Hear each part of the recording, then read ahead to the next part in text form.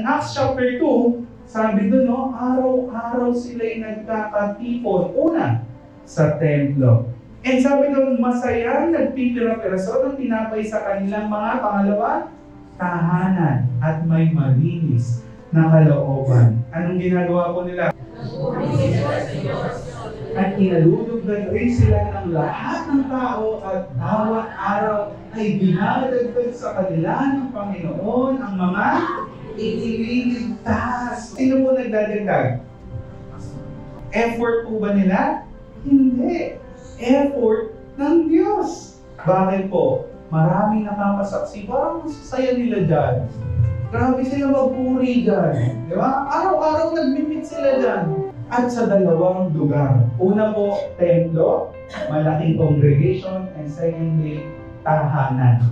At sa panahon natin ngayon, iba-iba yung tawag.